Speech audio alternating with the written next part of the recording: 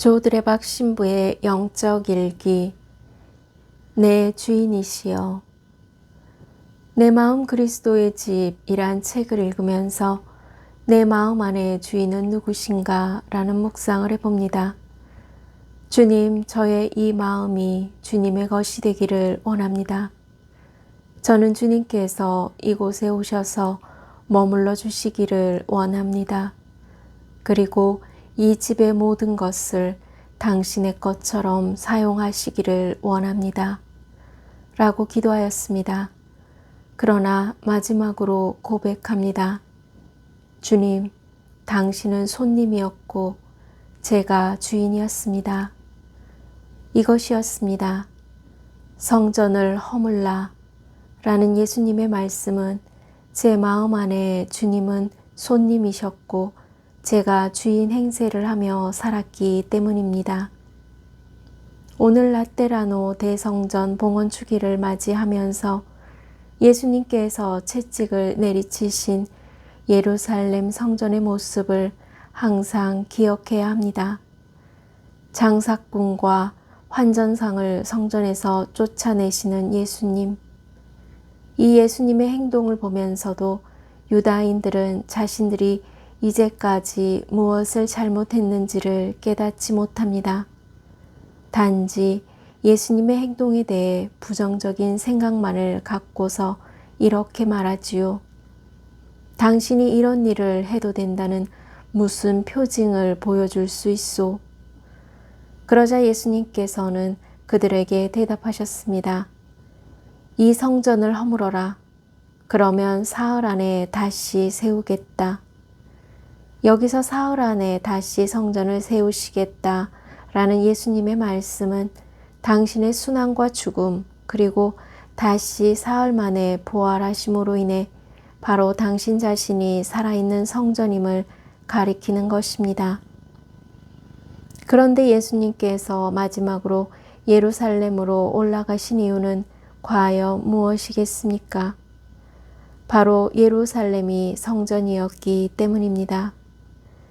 이스라엘 백성들은 예루살렘 성전에 하느님이 계신다는 믿음을 가지고 있었습니다. 그래서 시간에 맞춰 예루살렘 성전에 들어가 기도하였습니다. 그런데 예수님께서 예루살렘을 두고 이 성전을 허물어라 라고 말씀하셨습니다. 왜냐하면 이스라엘 백성들은 하느님을 성전에서 몰아내고 자신들이 자리를 차지하고 말았기 때문입니다.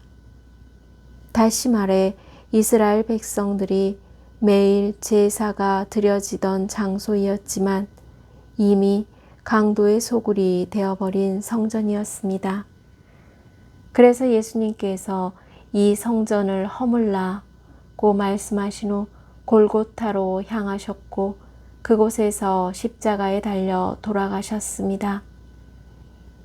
사랑하는 고운님들, 하느님께서 세상을 창조하실 때 여섯째 날 우리의 모습을 닮은 사람을 만들고자 흙으로 사람을 빚으시고 입김, 숨을 불어넣으셨습니다. 고운님들은 하느님에게서 생명을 얻습니다. 고운님들이 매 순간 들어 마시고 내뱉고 있는 숨이 바로 하느님의 숨결이요, 하느님의 성령이요, 하느님의 은혜요, 그리고 하느님의 자비인 것입니다. 그래서 깨어 있든지 잠이 들어 있든지 하느님께서 언제나 내 안에 머물러 계시기에 고운님들 자신이 하느님의 성전이라는 것입니다. 고린토이서 6장 16절에서 바오로 사도는 이렇게 말씀합니다. 우리는 살아계신 하느님의 성전입니다. 고운님들의 성전은 과연 어떠합니까? 고운님들 심중에 십자가에 못 박히신 예수님을 품고 주님이신 예수님께서 마음의 주인, 신앙의 주인이 되어 기도하는 집이 되어야 합니다. 오늘 십자가에 못 박히신 예수님을 고운님들의 머릿속에, 입술에, 그리고 심장에 새기며 매 순간 예수님이 고운님들의 주인이심을 고백하는 날이 하느님의 은총이, 하느님의 축복이 시작되는 날입니다.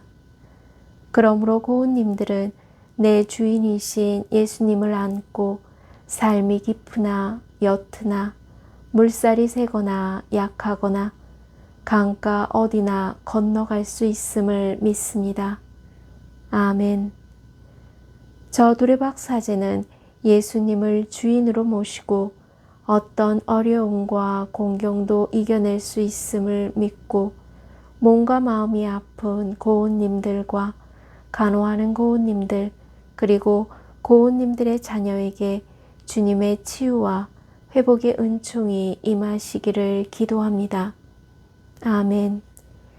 영적 일기를 마무리하면서 오늘 무슨 일을 하든지 누구를 만나든지 그리고 어디를 가든지 십자가에 못 박히신 예수님을 내 심중에 안고 내 주인이심을 고백하면서 치유와 회복의 은총을 누리시기를 주님의 이름으로 강복합니다.